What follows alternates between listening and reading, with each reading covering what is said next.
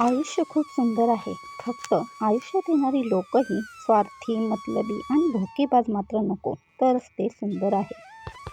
तुमच्याकडे असलेली वस्तू लाख रुपयाची असो किंवा 1 रुपयाची असो, फक्त ती स्वतःच्या कष्टाची असायला हवी. त्याला कोणाचा तळतळाट मात्र लागलेला नसावा. भरलेल्या पोटाने दिलेला सल्ला सोपा जरी वाटत असला तरीही रिकाम्या पोटाने पचवायला मात्र तो खूपच अवघड असतो. आयुष्य कसं जगावं हे जरा वाहत्या पाण्याकडून शिकावं. कारण वाटेत खड्डा जरी आला तरीही तो टाळून न जाता तो खड्डा भरून पुढे जावं. आयुष्यात परिस्थितीला लागलेली नजर ही कष्टाने भरून काढावी लागते. आई वडील कधीच जास्त अपेक्षा ठेवत नाहीत. त्यांना फक्त आपल्या लहानपणी प्रेमाचे जे कर्ज आपण घेतलेले असते त्यांच्या उतारवयात त्यांना ते आपल्याकडून हवे असते.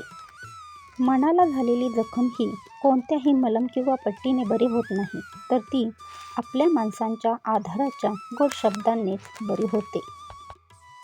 गर्दीमध्ये उभे राहण्यासाठी जास्त कष्टाची किंवा धैर्याची मुळात गरजच नसते.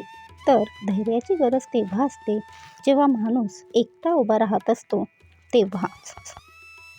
आपल्या गरजेच्या वेळी जर आपल्या हक्काच्या माणसाने जर साथ सोडली तर तेव्हा माणसाला एकटेपणा काय असतो हे समजते. कष्टाच्या पैशाला एक प्रकारचा आनंदाचा सुगंध येत असतो, पण तो सुगंध फक्त एकट्या कष्ट करणाऱ्यालाच अनुभवता येतो. योग्य वेळी न मिळालेल्या गोष्टी या कालांतराने आपल्याला कधीही न पटलेल्या गोष्टींच्या यादीत जमा झालेल्या असतात. काही नातीही भाड्याच्या घरासारखी असतात.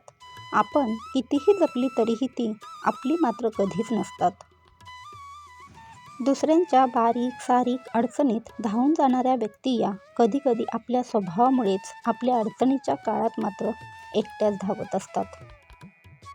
सहवासाचा आनंद हा पैशात कधीही मोजता येत नाही आणि मनाचा व्यवहार जपणारे लोक धनाचा हिशोब कधी ठेवत नाहीत. आयुष्यात संगतीला खूप महत्त्व आहे. कारण यश हे कायमच चांगल्या विचारातून मिळत असते आणि चांगले विचार हे चांगल्या संगतीकडूनच मिळतात. सुविचार कसे वाटले हे मला कमेंटमध्ये नक्की लिहून सांगा. धन्यवाद.